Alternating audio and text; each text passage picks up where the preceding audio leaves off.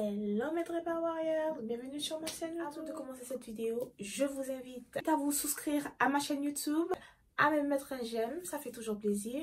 Activez la petite cloche en bas, comme ça vous pourrez être notifié de quand je poste mes vidéos. Je vous invite aussi à me laisser dans la barre des commentaires des suggestions de vidéos que vous voudrez que je fasse. Alors, cette vidéo d'aujourd'hui va se baser sur la drépanocytose, bien sûr.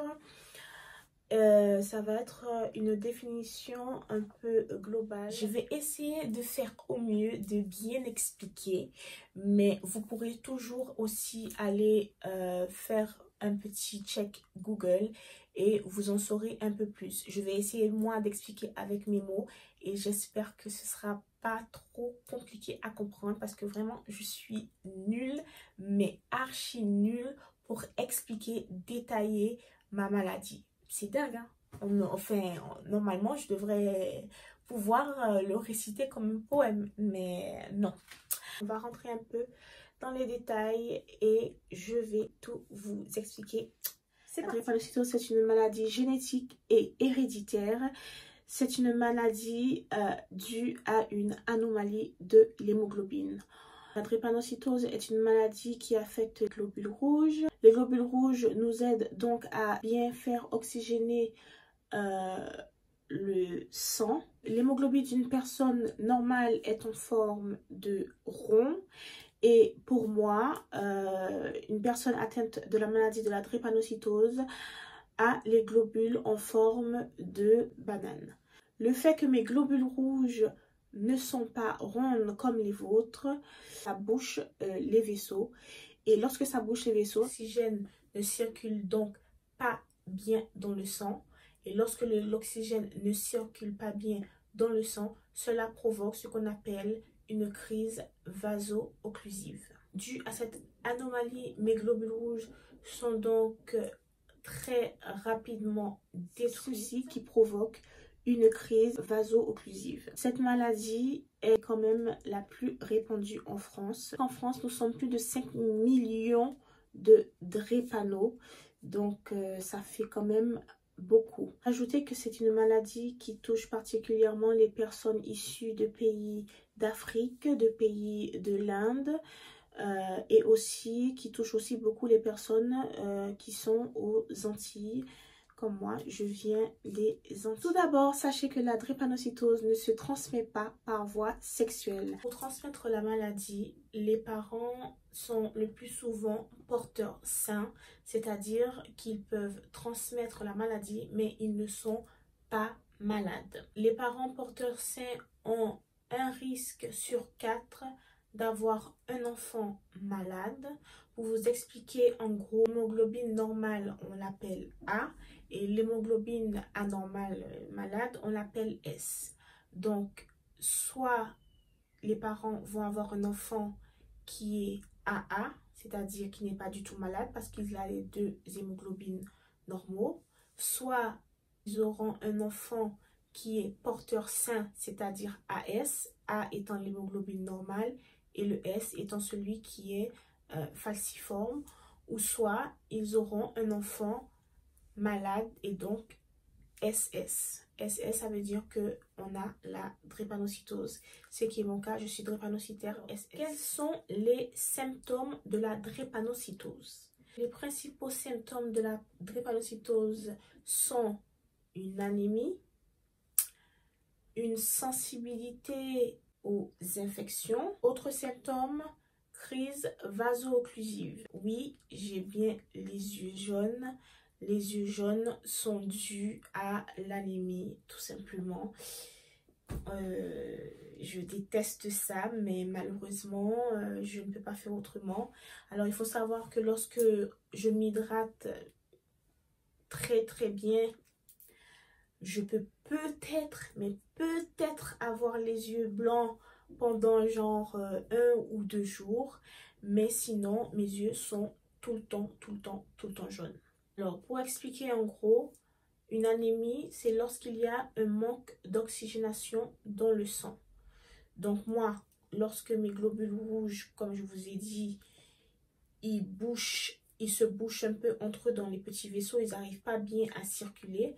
Cela provoque donc un manque d'oxygénation dans le sang, ce qui fait que je suis à une crise vaso-occlusive. Une crise peut se traduire par différents types de douleurs. Ça peut être des douleurs osseuses, des douleurs à la tête, des douleurs musculaires, des douleurs au ventre. Personnellement, pour ma part, moi, quand je fais une crise, j'ai souvent mal, j'ai mal partout. J'ai mal partout, c'est-à-dire que j'ai mal aux os, j'ai mal à la tête. En ce moment, je suis en train de vous parler, j'ai mal à la tête, j'ai la tête qui va exploser. Revenons donc dans le sujet. Sur une semaine, je suis en crise 4 jours dans la semaine. C'est-à-dire que moi, dans mon cas, j'ai tout le temps mal. Il n'y a pas un jour où je n'ai pas mal, où je ne suis pas fatiguée, où je ne me sens pas faible. Tous les jours que Dieu fait, tous les jours, je ressens une douleur. Alors bien sûr, il y a différents types de douleurs. Certaines douleurs, il faut aller directement aux urgences. On ne peut pas traiter à la maison. En général, c'est le dernier recours qu'on fait. Pour ma part, en tout cas, c'est je vais aux urgences. C'est vraiment quand j'ai très mal, que j'ai agonisé pendant des jours et que j'ai pris mes traitements pendant des jours et que ça n'a pas fonctionné. Dans ce cas-là, il n'y a pas d'autre issue. Je suis obligée d'aller aux urgences tout simplement pour avoir des médicaments intraveineux et plus forts. Sinon, comme je vous ai dit, environ 4 jours sur 7, j'ai très mal. Pendant ces 4 jours où j'ai très mal, parfois je ne peux pas sortir du lit, parfois je ne peux pas me lever, parfois il faut que je reste allongée la journée entière. Le moindre effort me met encore plus mal. Ça peut être passer l'aspirateur ou faire la vaisselle ou aller faire les courses. Ça peut engendrer des douleurs encore plus fortes. Donc moi, lorsque je suis en crise, j'évite de trop bouger pour ne pas avoir encore... Comment on sait qu'on a cette maladie? Quels sont les tests qui sont effectués? Pour détecter la maladie, il faut effectuer plusieurs tests sanguins. Il faut faire un frottis sanguin, une analyse de globules rouges et aussi des tests génétiques. Ce sont les seules façons de savoir si, oui ou non, on a la drépanocytose. Pour moi, la drépanocytose a été détectée à la naissance. Donc, dès que je suis née, j'ai eu beaucoup de crises. Et donc, ils ont été obligés de faire des tests pour savoir qu'est-ce que j'avais. Les traitements. Alors, il faut savoir que la drépanocytose est une maladie incurable. C'est clair, net et précis. Il n'y a pas de guérison. Il y a possibilité d'avoir guérison. Entre guillemets, je mets bien entre guillemets parce que, comme je vous ai dit, c'est une maladie incurable. La seule possibilité, c'est d'avoir recours à une greffe de moelle osseuse. Mais une greffe de moelle osseuse, c'est très compliqué. C'est une opération très lourde. Et c'est une opération proposée aux personnes qui sont atteintes de la forme la plus aggravée, on va dire, de la maladie.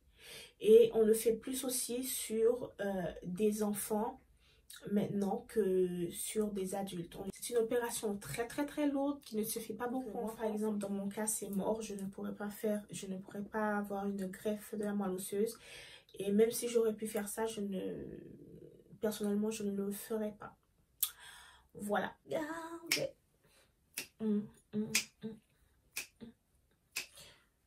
qu'il y a un cheveu qui dépasse là?